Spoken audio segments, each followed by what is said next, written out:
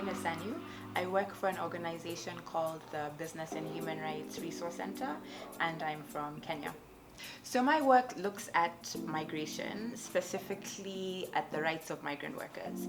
And my work is interested in understanding and interrogating what are the structures that create exploitative labor conditions. Why are migrant workers particularly vulnerable? And tracing back to how is the global economy organized? So looking at the recruitment practices of workers, and looking at things like why do migrant workers have to carry the burden of paying for recruitment fees that in some countries is as high as $8,000, and that then traps them in debt, and then creates conditions that subjects them to exploitation. But also looking at how products are purchased and looking at this unequal power between brands and companies, suppliers and workers. And often because brands and companies hold all the power, and they dictate the terms and conditions in which products are procured, the lead times, and they put a lot of pressure on suppliers who feel like they have no choice but to comply. And this pressure then comes downwards to the worker.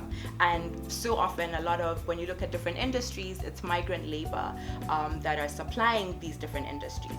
And so we are interested in seeing how are the purchasing practices, the recruitment practices, the power between companies and suppliers that then comes down to bear on workers, how that creates then vulnerable conditions. I love being in feminist spaces. That is a highlight and will always be a highlight because feminists have all the answers. And so just being here and being able to understand from a feminist analysis what are the root causes of trafficking, how should it be addressed, is just always a highlight, because then my task is to amplify these feminist demands in the other spaces I go in. So a highlight is just being here and being able to engage with different feminists from all around the world. I get to challenge the silos.